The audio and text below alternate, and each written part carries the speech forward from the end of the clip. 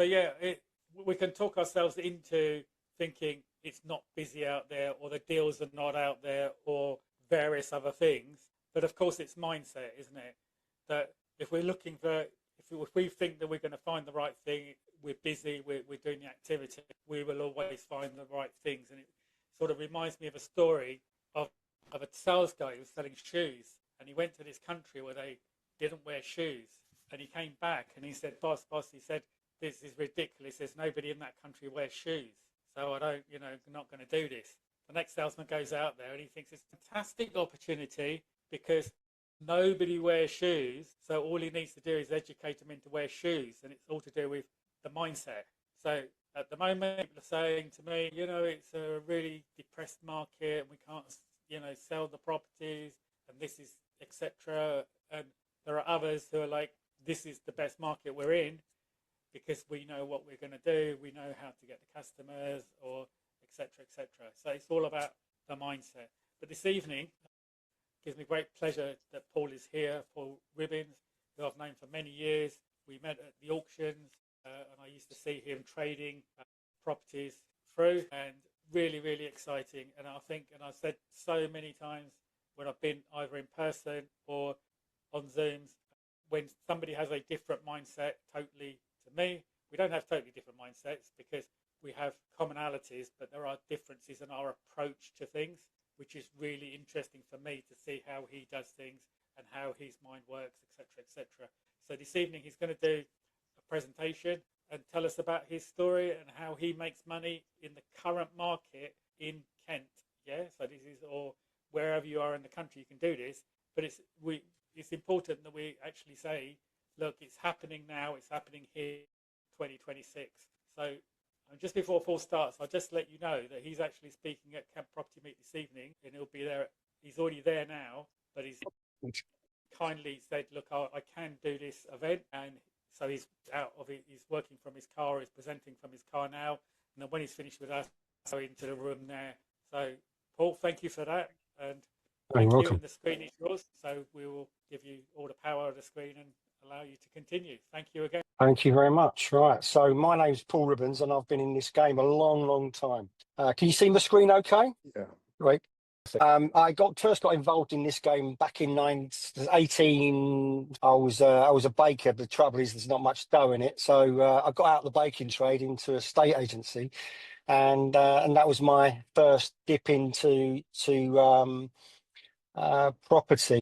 I've got a very different view to a lot of people. I'm not a landlord, got no intention of being a landlord. One day I might buy a few bits or build something to, say, a block of flats or something in a, say, 5 or 10 years' time. But I've got no intention of investing in property long term at the moment. But I trade for profit, and I'm going to just touch on this quickly. So I've been in the game 39 years. I was an estate agent to start with. I've been trading since 1997. Which I'll tell you a little bit about in a second. I've done nearly 900 transactions since 1997, and that's trading. So some of them will be I've sold to other investors and taken a small fee. Sometimes we buy them in, so the majority of the time we buy them in and we sell them via auction. We don't like to do any works. We don't like to do any building stuff. Sometimes we may add value by showing someone how you can add value to something so we can lift its value just by showing someone to do something. But I'm still actively trading today. But it's all right. You see someone who's got a great strategy, but are they actually utilising that strategy in today's market, which we are? The first deal I ever did, I thought I was going to lose 20 grand. We bought a house in Forest Gate. It was really bad. And it was going to cost me more in the works and the purchase price than it was worth. So we was thinking to ourselves, what do we do with it? It was really bad. I exchanged contracts without a building quote.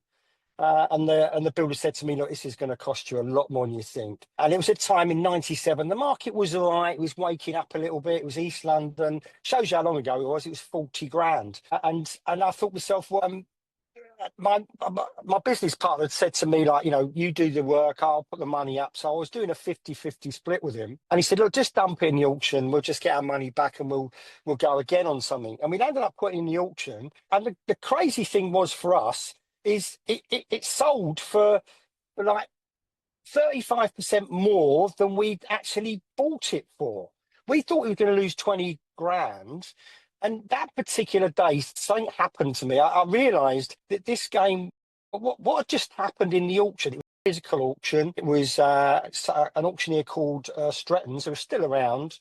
And we're sitting there thinking to ourselves, we're going to lose 20 grand. And we landed up selling it for a profit. The question I was asking myself, or more than one question, what changed, right? The house hadn't changed. It was still a dump. It was still needed everything.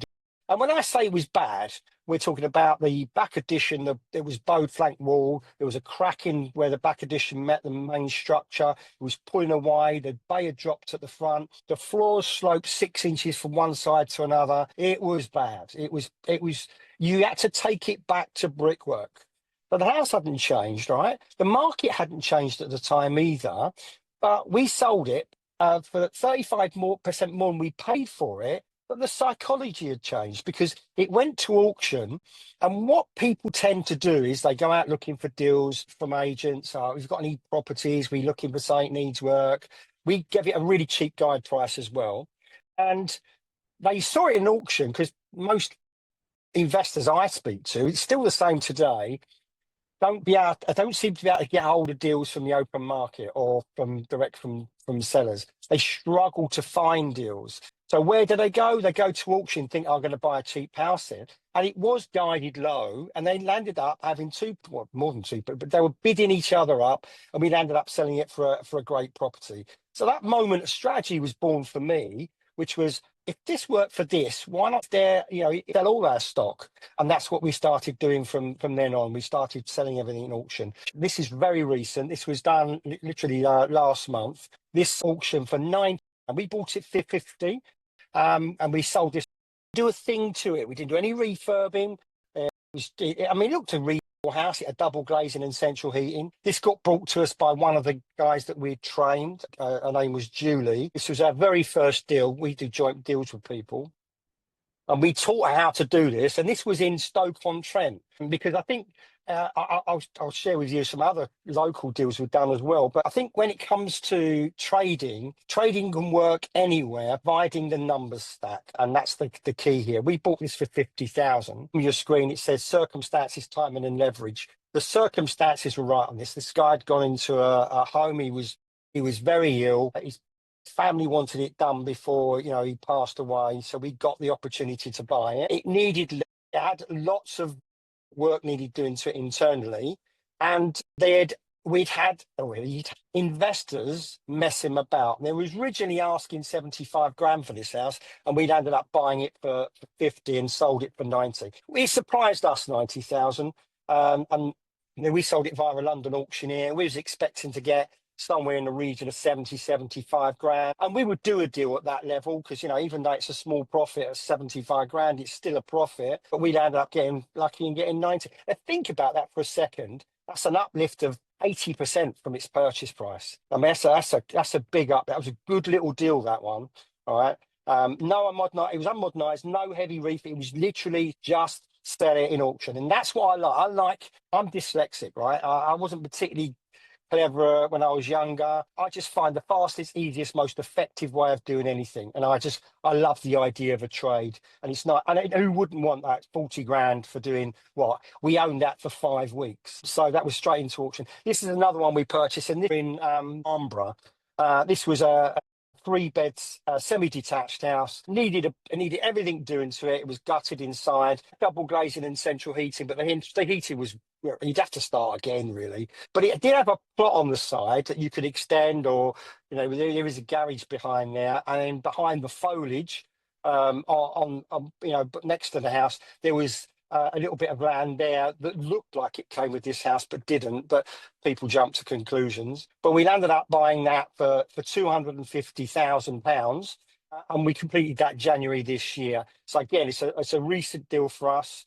We sold that for £307,000, and on that one we structured this where we didn't actually complete it, because even though this was a probate, they transferred it into their own name. As a trading company, we don't pay stamp duty. We're exempt from stamp duty because we can claim relief. But on that one, they transferred it into their name. So we're not buying it off of the estate. So we have to pay the stamp duty on that.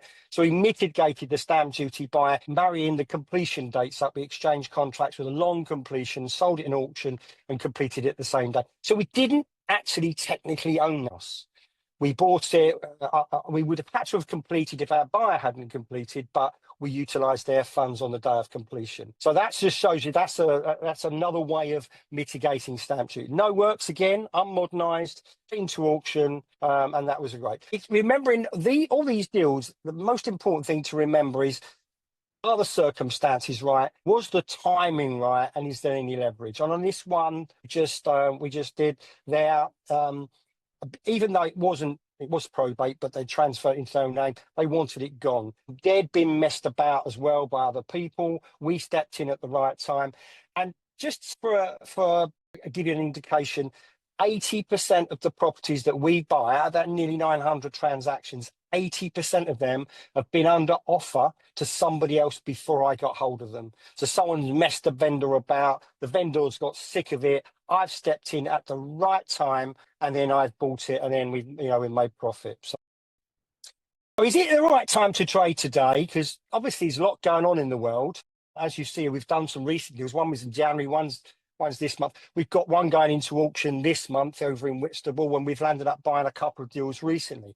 There's a lot of uncertainty in the market generally, and that can go for you and can against you. You have to be very, very careful. But what I'm noticing in the market is very, very different to what it was, say, 6 months ago, or even 3-4 months ago. There's a lot of hesitation, but the market's not on its knees. But when there's hesitation, you tend to find that uncertainty can create opportunities. And that's when I tend to strike I'm loading up as much as I can at the moment, because I want to take advantage of this small window, because I don't think this war in Iran is going to last forever. I think we're going to get back to some normality. And when I say some normality, it's not going to be the same as it was before, but we're going to get around it. There's no bombing anymore at the moment. I think that Trump's put himself in quite an awkward position, and there's pressure from other countries, because this is affecting the world, not just the USA. So I don't think it'll be long before there's a resolution, some kind. It's not going to necessarily be the right resolution, but what tends to happen with anything like a black swan event like Iran or Ukraine, you tend to find we either get used to it, like a Ukraine war is still going on, but it's not in the headlines anymore. So we either get used to it, or we just accept the resolution that's in front of us. And I do think that's going to happen. There's a lot of talk about interest rates, and this is the key. And how I always look at things is that I'm projecting forward, say 3, 6, 12 months, and I'm looking at lender behavior. So when Donald Trump first invaded Iran, or bombed Iran, I should say, not invaded because he bombed it, we saw a lot of lenders pull their rates immediately because they didn't know where the rates were going to go, and then repriced them. They've done something very recently. In the last 2 weeks, 9 lenders have adjusted their rates downwards, around that sort of 0.3, 0.4%. That's telling me there's lender appetite, and they're fairly confident that rates aren't going to jump too high. And we've seen the Bank of England sitting on their hands. Yes, there will be inflation, but that inflationary pressure may be a little bit more recession scenario because like if you imagine oil prices, so petrol prices are like a brake on the economy. Even though it pushes prices up, it stops people from spending. So I think there's a chance that the interest rate will remain at the same as it is probably for most of the year. And if anything, if the economy gets a bit weaker, we might see interest rates come down. So also you've got a leadership contest in the UK at the moment. That's causing uncertainty. And you've got something called the World Cup coming up as well. And I always find every time there's a World Cup on, especially if England do reasonably well, people are concentrating on other things. You're coming into the summer months fairly soon. So we've got this wonderful opportunity to be able to buy deals at the right price. And I'm a great believer in attacking the market when you have them opportunities. So it's a good time to trade at the moment, in my eyes anyway, and I've seen it. 85% of my stock comes from the open market. We do buy through direct to vendor. I find a lot of stuff through network meetings. I go to a lot of network meetings. You know, people I know bring me deals. 15% of them will come from sort of source. We have spent fortunes in the past trying to get deals from places like Google ads and stuff. It's a big competitive market. The market's not on the floor enough for me to go and spend money with Google and compete with the big guys. 85% of the stock I buy comes from the open market. It's off Rightmove, it's open listings, nothing fancy. But here's the key, and I think this is really important. And there's a few people on this call that have been in this game a long time will understand this. Technology today can highlight opportunities, really can. But the thing with technology, everybody else has got the tools as well. And it's like 8-year-olds chasing a football. Have you ever seen 8-year-olds play football? They'll chase the ball round like lunatics, right? They're not in position. I want to be the player, the Premiership player, top of their game, when I know where the ball's being passed, so I can arrive at that deal at the right time when everyone else is chasing or defending or doing whatever they need to do. So technology will highlight the deals, or opportunities, I should say, and it's psychology that makes the deal, because this is about property. I can assure you, property. The property numbers for me on the back of a packet, right? It's really straightforward. You've got a purchase price, you've got what you're going to sell it for, and and you're pocketing the arbitrage, the difference, right? So that's really easy. So deals aren't complicated. What's the complicated part is this business is about people and psychology and understanding psychology. And it's not a hard thing to crack if you understand and take yourself out of your shoes and put yourself in the shoes of maybe an estate agent or maybe the vendor. Because if you can get inside their heads, if you can get the information that you require, the most valuable commodity I know in this game is information, inside information. Inside information will give you the opportunity to unlock that deal, because most of the deals I've bought, anyone else could have bought if they'd have had the right information that I had. And this is what I teach people. I do this on a regular basis. Something like this, right? This needed cosmetic work. There was a structural issue with this. This was sold subject to contract. And the girl brought this to me, said to me, she was showing me something else. And you used this one as a comparable. And I'm looking at that, and there was an internal shot, and there was a big crack in the wall. Now, I get really excited when I see a crack. I just get so excited. And I went, look, there's a crack there. And she's gone, where? I said, look, in the kitchen, you can see it in the tiles. And she went, oh, yeah, is that a crack? I said, yeah, it's definitely a crack. So I said, have a chat with the agent. She went, it's sold. And she does what a lot of investors do. Well, I'm not going to bother with that because I'm not going to get anywhere with it. I said, just ring him up and see what the situation is. And you can see on Rightmove, and you can see all these technology platforms nowadays, whether it's Property Filter, whether it's using Patma, add-ons or extensions on your browsers, you can see how long this has been on the market for. And this had been on the market for 12 months. So the circumstances were this guy fell in love. He met some woman on the internet, and he was selling his house and moving in with her and going around the world, doing a world trip. And he needed the money from that house to buy the next one. So when she phoned up the agent was telling her, oh, yeah, that's coming back on the market. Now, this is key to what I do, right? We got on that property before anybody else realised it was going to come back on. It was sold at 235 grand to somebody else. Now, we're not going to be paying 235 grand for that, but we're having a conversation with the agent. The reason why it's been a few times is because of this crack. This crack has caused a problem. So she's having a conversation with the agent and said, so what am I doing? I've got to go back there. So is it going to come back on? He said, yeah, but the problem is, he said, it's definitely got a crack in it. It's going to have a problem with mortgage. You're going to need to be cash. He hadn't reduced the price at this. And I went straight down. This was in Swindon. So I went straight down there in the car, met the guy there with my delegate, and we're having a chat. And I said, I'd love to buy it. And I'm going to give you some tips now to position yourself to try and get the price down, because we're a long way from the 235. And all I said to the guy was, I'd love to buy this. Really would love to buy it. Now the guy's getting excited because he thinks he's going to sell his house, right? So I'd love to buy it. The problem I've got is, because of the problem, nowhere near his price, and I don't want to insult him. I don't want to insult the guy. He went, no, I've had a conversation with him, and he's being sensible. And I said, look, mine's going to begin with a 1. Now, it's on for 235, bearing in mind.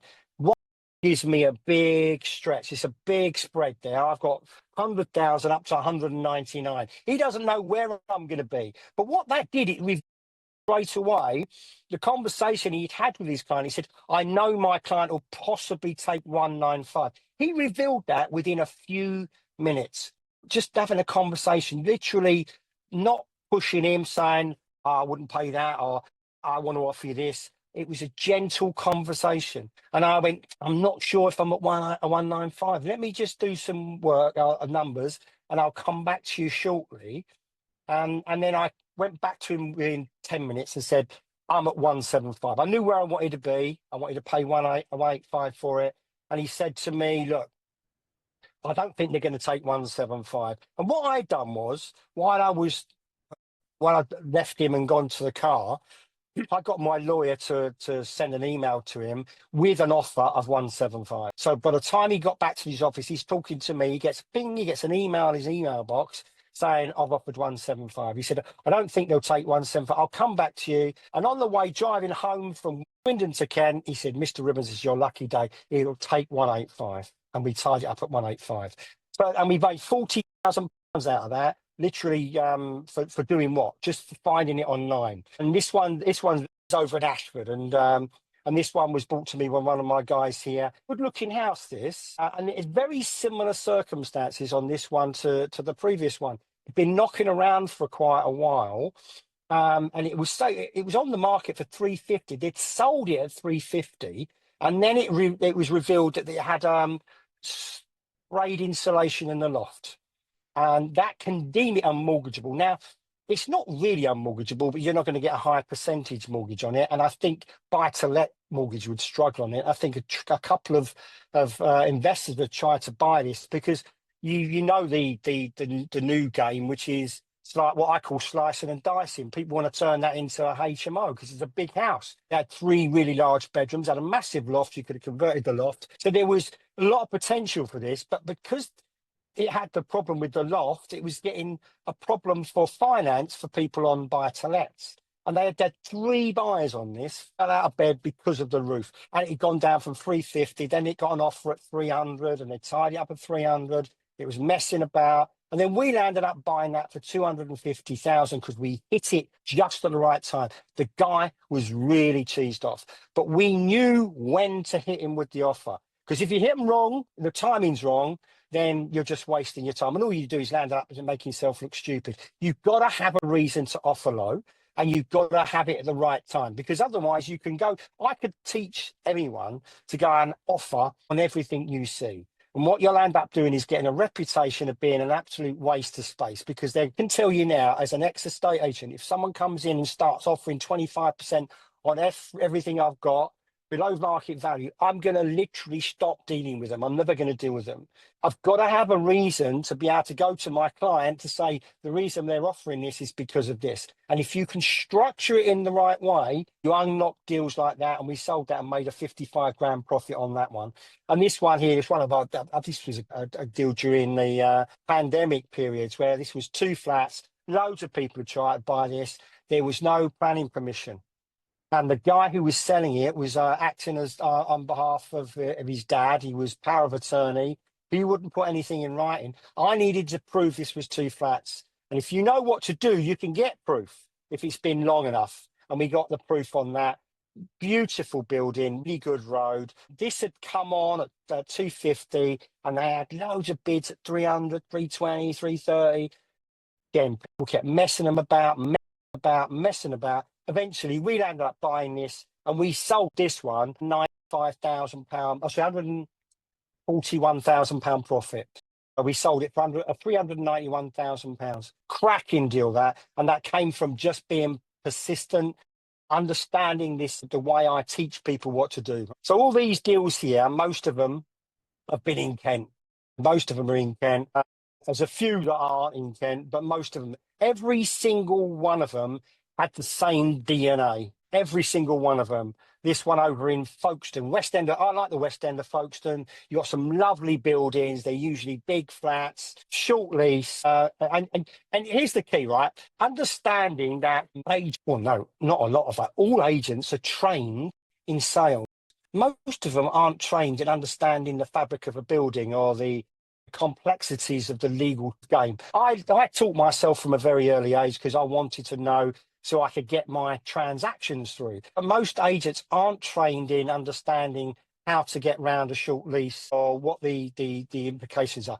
I mean, I remember selling short lease flats when I was an agent, and I used to get my client to go and put in place an extension. So when we sold it, it had a brand new lease or it had been extended already. Most agents don't know how to do that. We'd end up buying that, and we made that 25 grand on that little flat there in the corner, this one here, where we got the lease sorted out before it went. This one was in Gravesend, beautiful looking house. Again, all these properties were sold to somebody else before I got hold of them. Beautiful building, not the best road in the world, but it will go into two flats. You'll have a basement flat and you'll have a 2-floor on the top. You could see that, you could be doing that. Owned by a landlord, but not a landlord, traditional landlord. Her husband had died, left her alone. She didn't want the aggravation, and everyone kept messing her about. All right, they tried to get funding, and this is what I find with funding is when you're beholden to a funder, it can be difficult to get stop problem. And this had a survey done and said it was substandard construction. Listen, I've been in this game a long time. That's not substandard. There's nothing substandard about that. That might have a London roof, which is one of them V-shaped roofs, which can be a bit of a problem. That's not a substandard. But perhaps on the back addition, it might have been a single-story back addition that was single skin or something like that, and it was an outside toilet that someone had brought into the main structure of the building, and that's what was causing that a problem. Not a major problem to sort out. This one looks like it should have been in the West End of London, right? This is in a really nice, smart road in Gravesend. Didn't have parking, conservation area. Really bad survey on this, and most of the problems were to do with the property at the back, and the garden was sliding. You know, you only have to put a retaining wall, which would be expensive, but could easily be sold. And I will say this, everything I buy, I have to look at it and think, can I resolve the problem that they've got? If I can't resolve the problem, if it's blighted, I won't buy it. But we could solve that problem. That one there I told you about anyway. This one here we've mentioned. This one here was over in Essex, had a slight fracture in the wall. Insurance company had kicked it out, wouldn't insure it, wouldn't pay out. And I worked out that it wasn't a problem. This is what they call a block and brick house. So it was a block inside, brick on the outside, and it was a slight fracture on the outside wall. It wasn't a problem. You could restitch it if need be. It wasn't a major problem, but buyers had failed because of the crack. This one didn't do particularly well. This was in College Avenue in Gillingham. We only made like 12 grand on that, but that's just to give you an indication. Not every deal is a 50 or 100 grand deal. Some of them are less than that, you know. And it's this one here was in Raynham, and that made 20 grand. This one, another one in Whitstable, a great deal. This one, everyone kept failing on that one. This one was over in Northampton, that's one I spoke about. Another one in Gillingham, another one in Gravesend, another two in Gravesend. So these deals are about, right? The key is finding them. Now, I did say to Sunil, I've only got a short period. I've got to shoot into the meet now, but if anyone's available on Saturday, I've got a little one-day event, and I'll do a special deal for you tonight. I've got a deal where you can do 2 for the price of 1. It's called Fund It, Flip It. Starts at 9. Registration at 9, starts at 9:30, finishes at 5. It's at in the Holiday Inn in Chatham. Just because it's very close to this weekend. 2 for the price of 1. It's normally £295 for the day, so you can bring a guest for free. So if you want to team up with someone, you can do. I'm going to go into exactly how we find these deals, right? The technical indicators I look for, the language I use. Because remember I mentioned earlier, it's about psychology. It's understanding how you can talk to an agent and extract information from them just by asking 1 or 2 questions in the right way. Because I find that most people find agents a problem and they stop them from getting deals. I find agents are very useful if you can utilize them in the right way. And that's key for me, right? It's understanding how to do that. This event, whoops, I don't know what I've done now. I think I've just lost my screen. Here we go. It's 295. The details are here. Find it, fund it, flip it. I have got there is a scan code here. Scan the code, go to the page, book yourself on, and then I'll be in touch about who your guest is going to be so I can see you on Saturday. Is there any questions before I go? Because I'm going to have to shoot fairly soon. Sunil, where are you, Sunil? You disappeared? Yeah, you jumped thank you up. very There much. you go. Well, whilst we're just waiting for questions, thank you very much. Really appreciate your presentation and fitting it in today. There is a link in the chat box as well. There's a link there. But if you've got any questions, please feel free to unmute or put your hand up and I'll come to you. Simit, good evening. How are you? Good evening, everyone. Thank you, Paul. That was a great presentation. Really insightful. Thank you. Thank you. Just a quick question in regards to purchasing or getting the property and selling it at auction. What time frame do you normally give, and what time frame do you work with? Quickly as possible. We tend to, once I've exchanged site, I always try and go for a 4-week completion, and we're buying vacant possession anyway, and we insist on access between exchange and completion.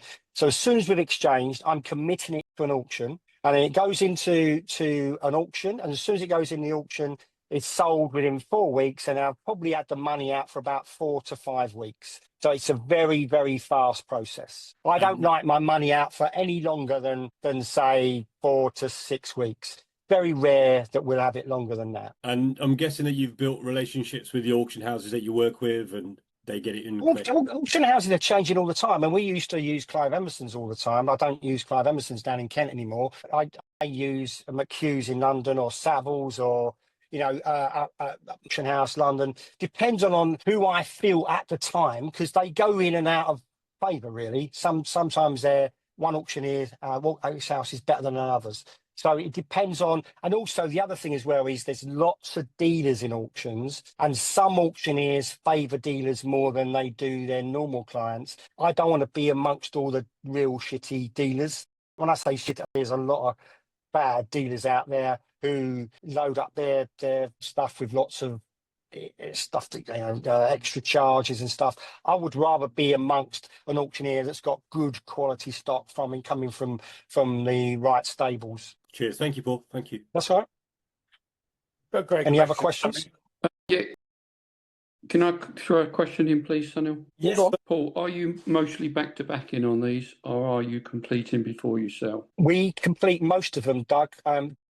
If we've got to mitigate the stamp duty, we will back-to-back them if necessary.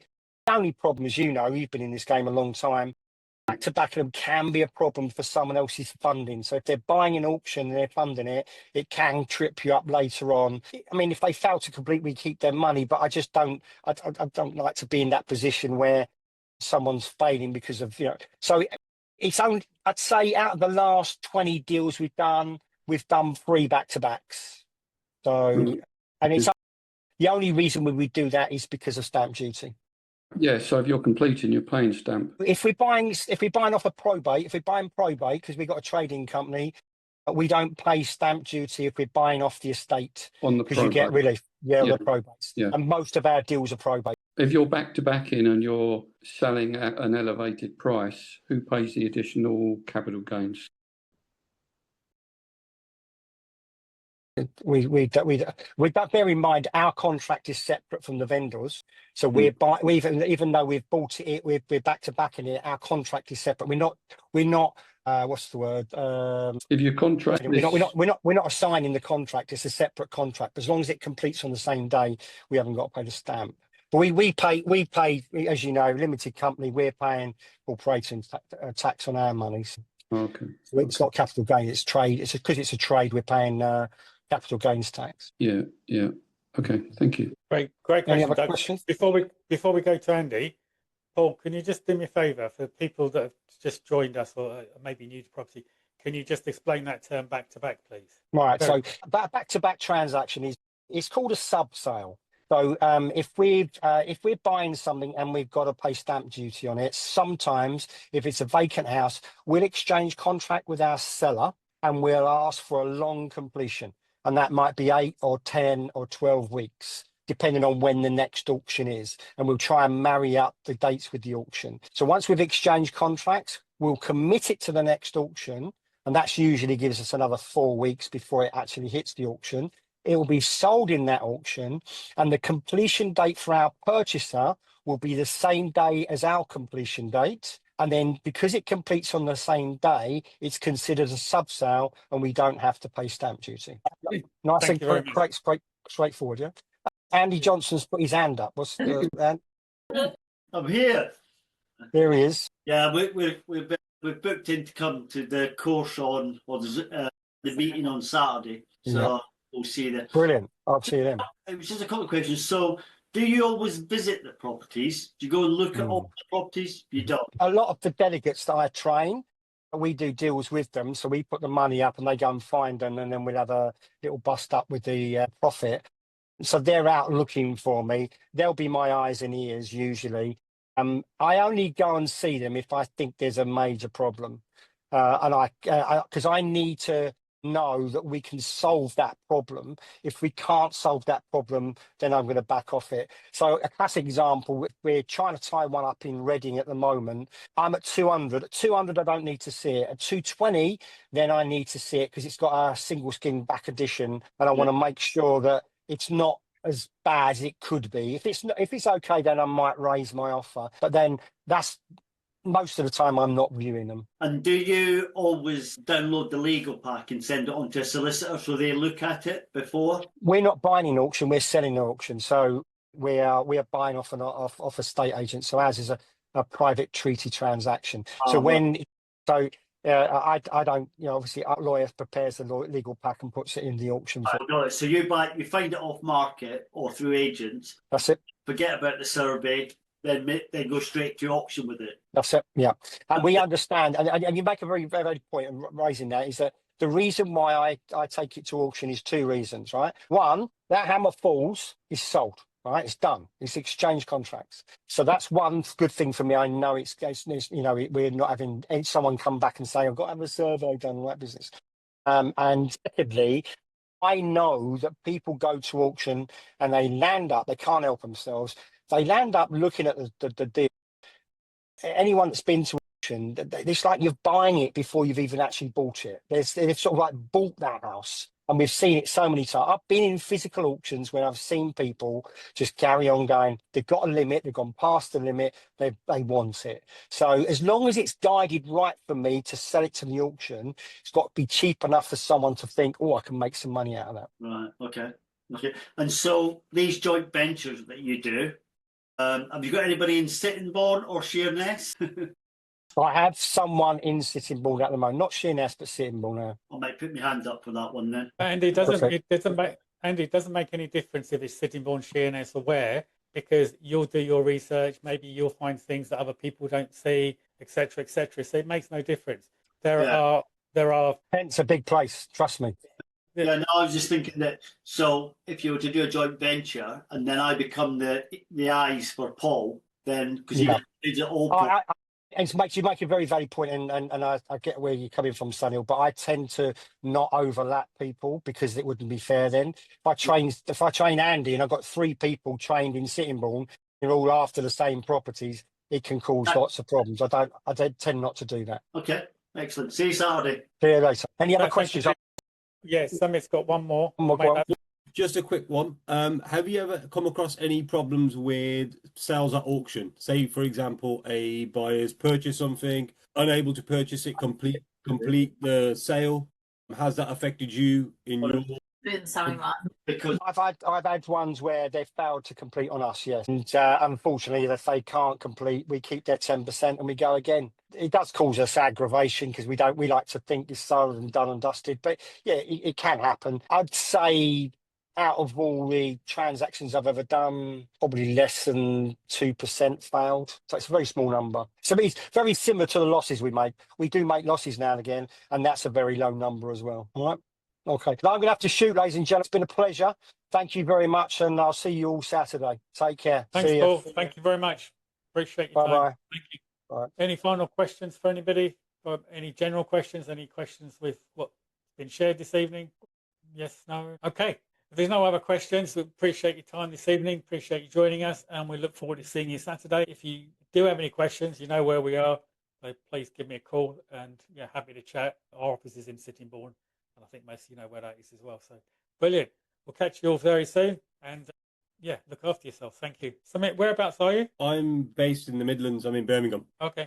Yeah. Sold at auction? Yeah, I haven't sold at auction. I've bought at auction before. Not sold, Right. but this is I've been looking into this kind of strategy as well. So it's a really good one. People are doing it in the Midlands all the time. So I saw a property was on sale, 100k, and it went straight to auction, and they made 20k on that one. So it's you see them up in the Midlands all the time. Yeah, I think it's a strategy that is. It's there's a lot of traders around there. Either they buy and hold people as traders, and Yeah. Yeah, great questions. I don't, because you're talking about the auction, and of course now auctions being online means that a wider population can have a look at them. They could be anywhere else in the world, can't they? So Yeah. good to see you here, and great questions. Cheers. Thank you, everyone. Okay, take care. Thank you. Have a good one. Good evening. All right, Doug, you're on mute. There we go. You hear me? Yeah, we'll catch up soon. I can give you a ring now if you like. Nothing's changed, but we can. It's on our agenda. We've still got to carry on from our conversation, so we'll give you a ring. Yeah, sure. I got a message today confirming my name's been added to the application. Brilliant. Yeah, that's a good start. Yeah. Are we still live on this? Yeah. Shall I give you? Can I just quickly say, I've been selling properties, as you well know. I'm currently selling and spending, and I'm spending on first class travel. But I'm currently holding quite a lot of cash, and I know most people's problems when they find a deal is funding, as well as having the knowledge to be able to complete the deal. So there's an offer there on the table. If anybody has a deal that they need funding and they need some expert input on knowledge, please contact me. They can contact me via yourself. Yeah, no, that's brilliant. I'm glad you took the opportunity to share that, and I'm sure people are looking for money, and because if they find a deal and they can't do anything with it because of the finance, then it's good. Sure. Excellent. Thank you for that. Good evening, everyone, and we'll see you very soon.